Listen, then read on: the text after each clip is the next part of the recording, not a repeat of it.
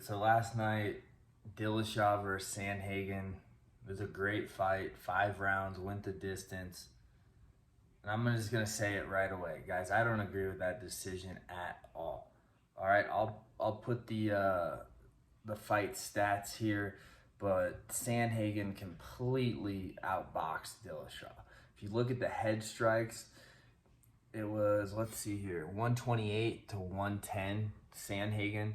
Total strikes 171 to 169 Sandhagen, so it was close. And then if you go the head punches, 110 to Dillashaw's 59. I mean, I guess you can say TJ had the majority of the kicks. He had 41 kicks and Sandhagen had 8. But just look at the faces of the guys after the fight. I mean, Dillashaw was a complete mess. He looked like a tomato can, and Sandhagen didn't even take any damage. I guess one other thing you could argue was the control. And on the ESPN statistics, they have Dillashaw with 8 minutes and 22 seconds of control. But if you go back and watch the fight, all he was doing was just hugging him against the fence, and then Sandhagen would get out of it. I mean, there was no submission attempts. I think even at one time, Sandhagen popped Dillashaw's knee on a knee bar. So if you're even going to talk about submission attempts, Sandhagen was the only one who really went for one. So I don't know where these judges came up with the fact that they thought Dillashaw won. It was a split decision. It's not like it was a unanimous, but still, this is the main reason why I refuse to bet on the UFC, because of decisions like this. I went to the cards thinking it was a guaranteed unanimous decision for Sandhagen. I mean, like I said earlier, his face was untouched. He didn't have a scratch on his face, and Dillashaw was still bleeding after the fight, after they wiped his face, after they tried to, close the cut up.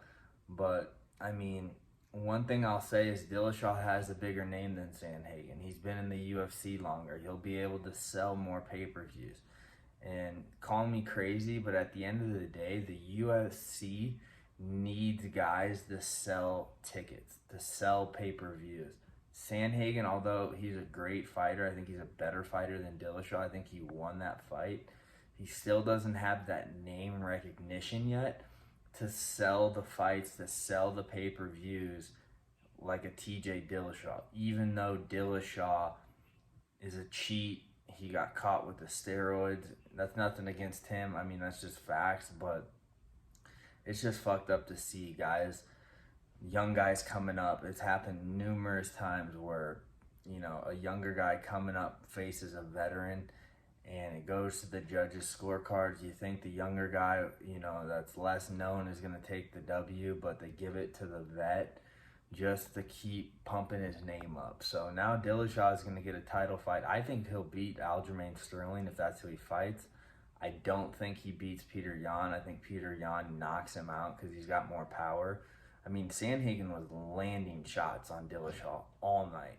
So we'll have to wait and see what happens, but guys, let me know in the comments what you thought of the fight. Maybe I'm wrong, but that's just my opinion. I thought Sandhagen won a unanimous decision. I thought he won 3 rounds out of 2 in the 5-round fight, but maybe that's just me. I'm looking forward to see what you guys say in the comments, and I'm going to make a video probably later today talking about the Derek Lewis card and the Amanda Nunes card coming up. So look out for that. Guys, if you haven't subscribed and hit that like button. Until next time, peace.